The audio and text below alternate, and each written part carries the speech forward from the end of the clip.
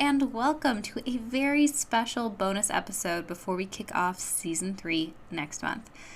There's going to be 3 bonus episodes leading up to Season 3 premiere where I'm going to be rounding up my favorite books, TV shows, and movies of the year. I'll be trying to stick to a top 5, but as you'll see in this episode, I'm probably not going to be doing a great job of speaking and sticking to a top 5, which is pretty typical on both fronts, really. This episode will also be pretty consistent in terms of genre because I like what I like when it comes to books, and my favorites are largely YA, and they also tend to be fantasy YA. So that's just how it's going to be. But there will be probably a few more different genres sprinkled in. I tried to pick a couple others, and then the TVs and movies will definitely be better in terms of variation.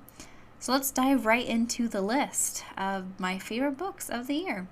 This list will be in the order of being read, as I couldn't possibly rank them any further.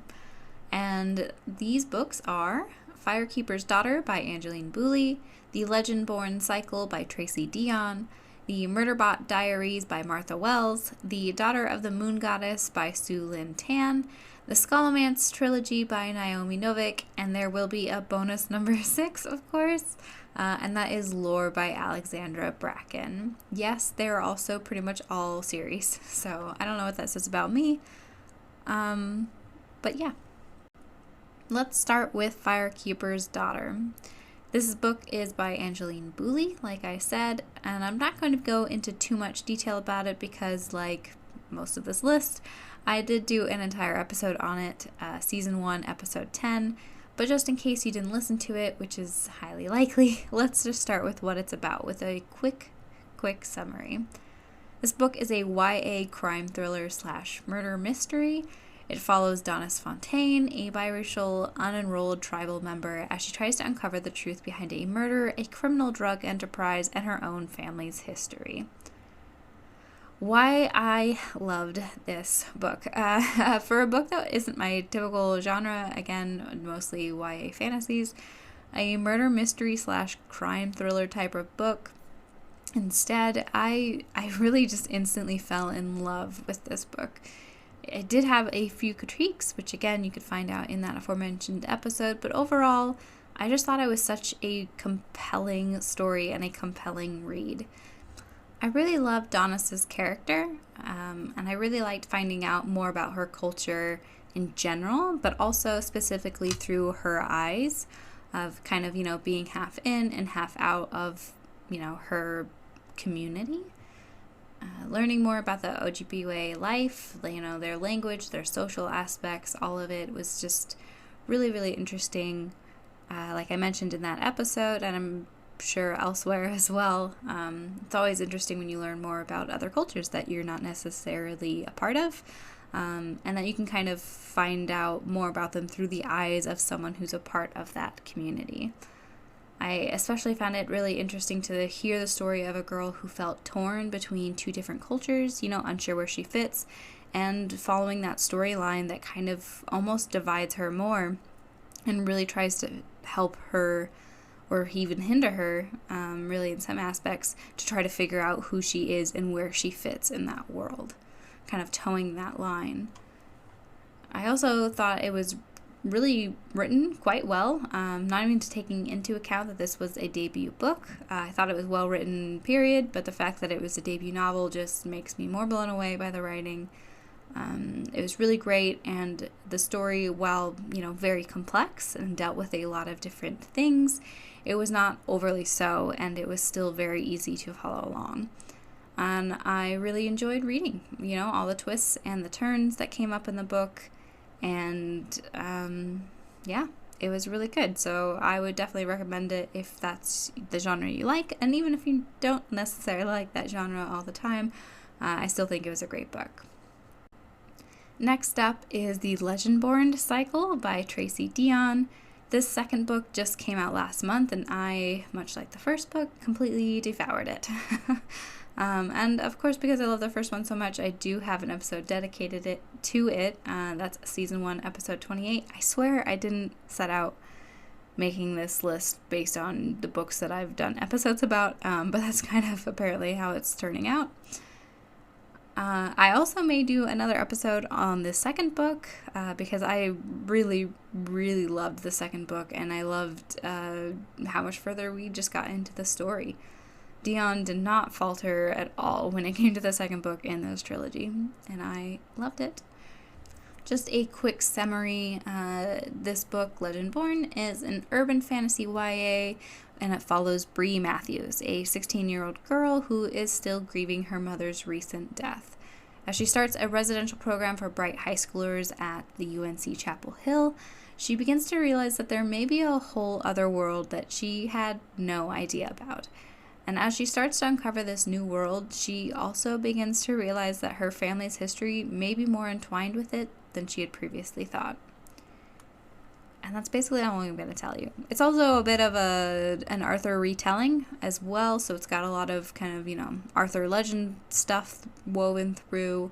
It's so much more than that, but I don't want to give too much away, so I'll leave it there, sort of. What I liked about this book, more of a simple list to say what I didn't like. This book really just has everything.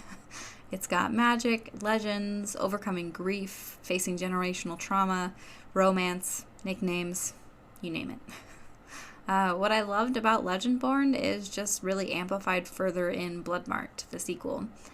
Dion has an incredible way of mixing the fantasy with the real world, how she mixes this kind of Arthur retelling with the generational trauma and systemic racism that many Black people in this country have encountered and continue to face, is really just jaw-dropping amazing.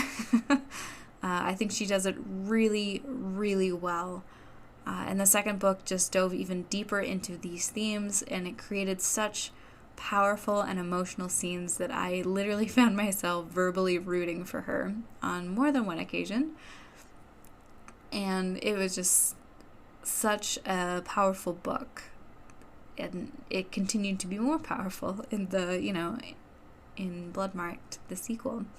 The journey Bree travels from the first book to the end of the second is just intense. And I just can't say enough amazing things about these books. But I do need to stop myself because I will probably take up way too much time on a book that I have a full episode about. But I will say real quick that I love Cell. I am a Brelwyn shipper. I don't even know if that's the ship name, but I'm going to push it because I like Brelwyn.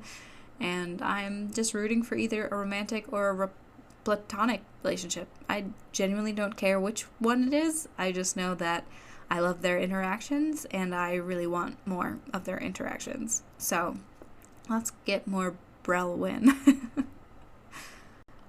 Next up is the Murderbot Diaries. Again, I've done a brief episode, though. It was an episode where I did a few different things, so I didn't talk about it in too much detail. But the Murderbot Diaries is written by Martha Wells, and the episode you can find me talk a little bit more about it is episode 10 of season 2. So season 2, episode 10.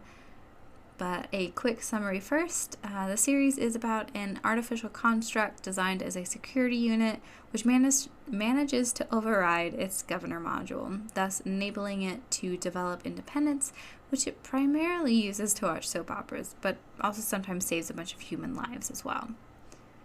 What I liked about this series was that they were quick stories with only one full-length novel. I loved how fast they were, but that the quality of it was not lost due to their short nature. If you're interested in a very well-written, quick, funny sci-fi story, then this is for sure the series for you.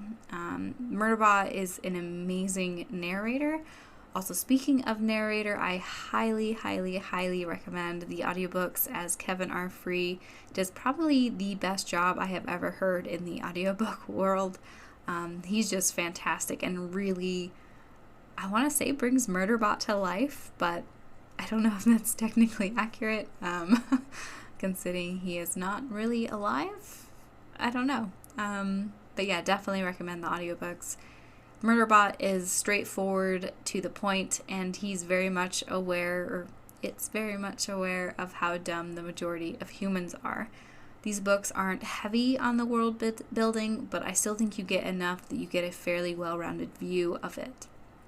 Wells is also really good at making Murderbot speak in a way that is very much computer-like without making it unreadable or hard to understand or follow along.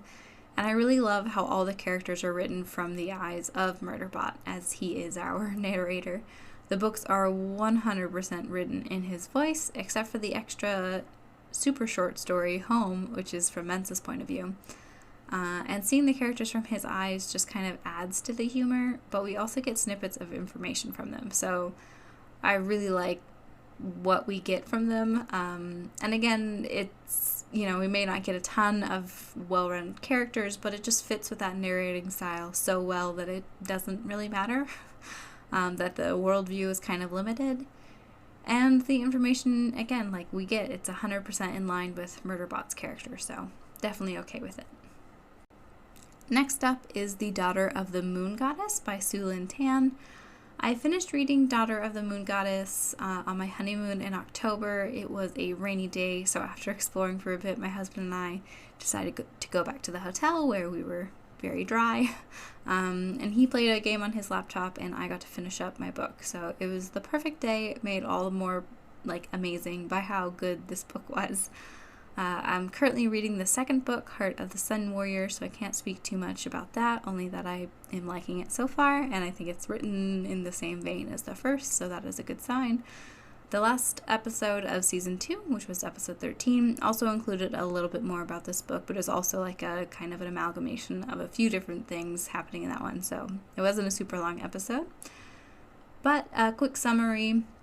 This is a fantasy that is also sort of a YA book. It has some mythical elements to it as well. It is the myth of the goddess of the moon, but I think she throws enough in there that it's probably not a strict retelling, maybe along the lines of Lunar Chronicles, where she used bits and pieces of the story, but it's not necessarily 100% true to it. It follows Jingyin, I think I'm saying that correctly, who is the daughter of the moon goddess, and after many years of living in seclusion with her mother and their friend/attendant, the celestial empress pays them a visit, and Jingyin's whole world gets turned upside down. Forced to go into hiding to remain a secret, she finds herself working in a celestial palace in the celestial kingdom.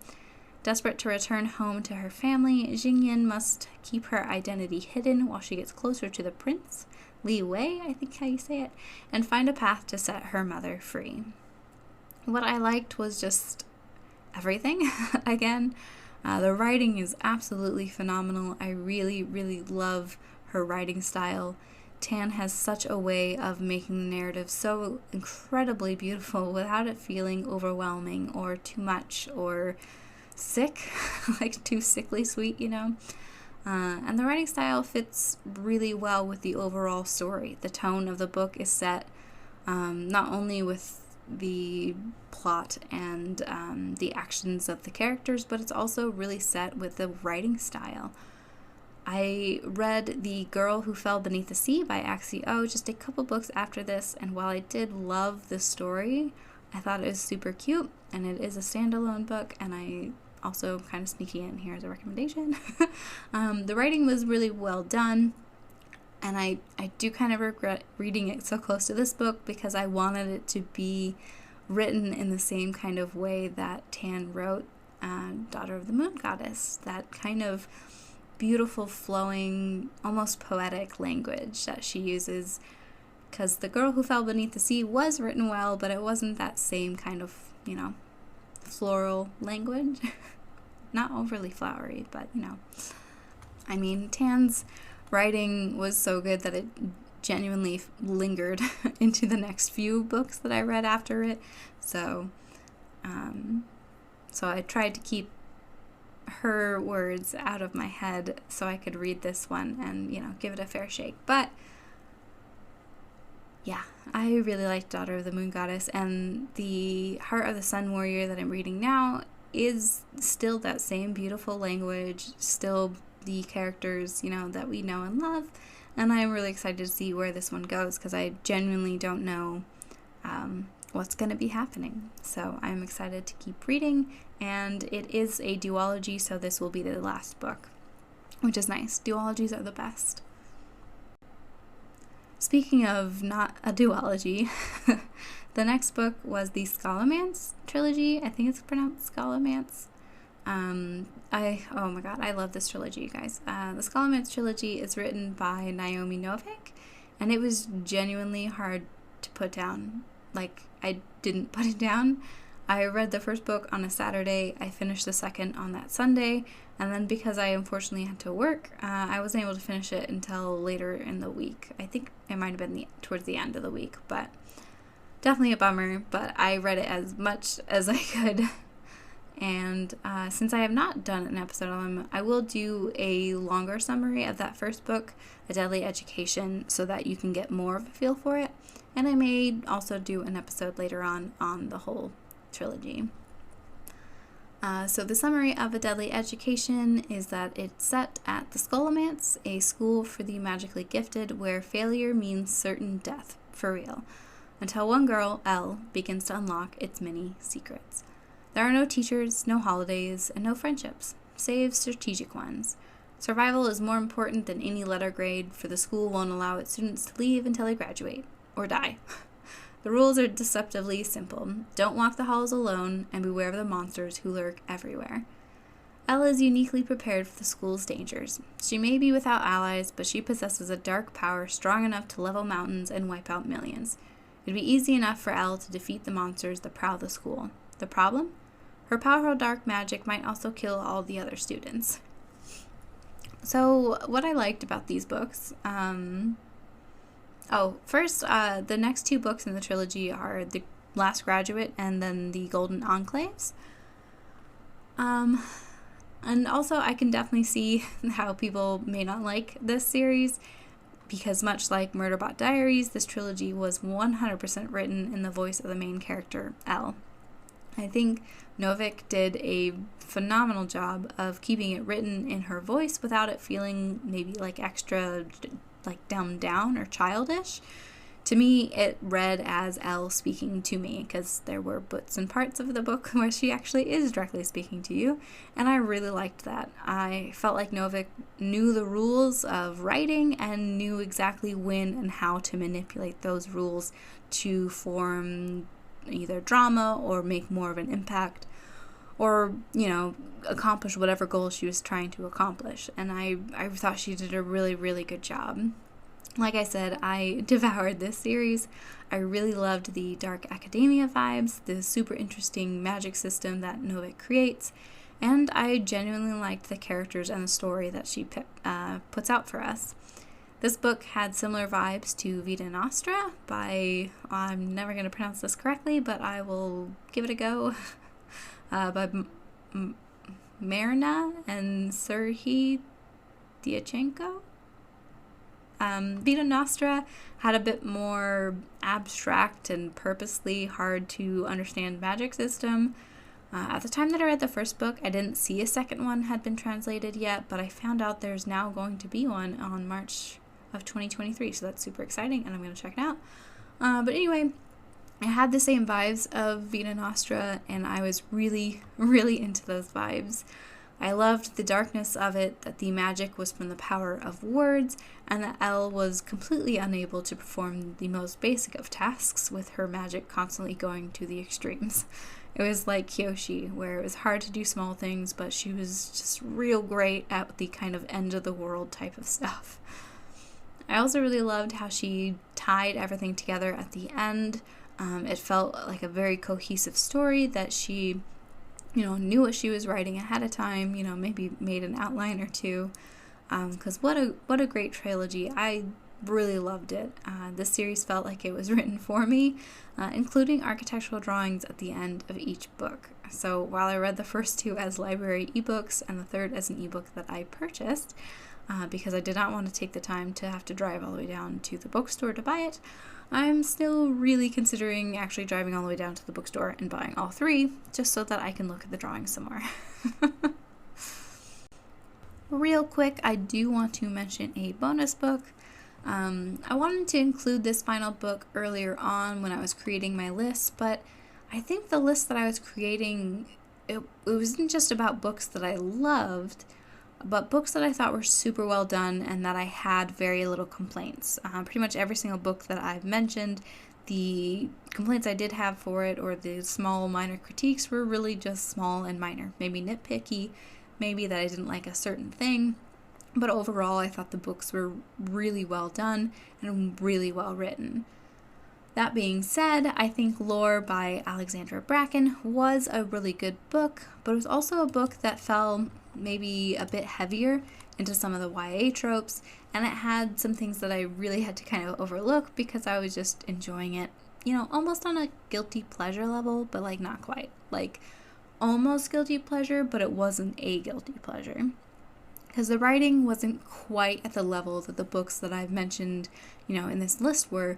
It wasn't quite as polished as them. So I'm adding this as a bonus book instead of, on my top 5 because I did really, really enjoy Lore, but it still wasn't at that level quite.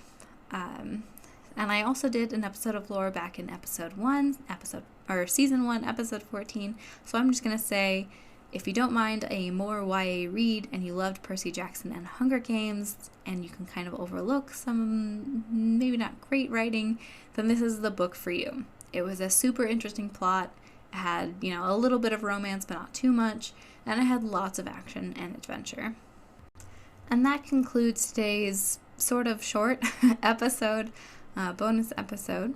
Next week, I'll be doing my favorite new shows that I've watched. Either they're new to me or they came out in 2022.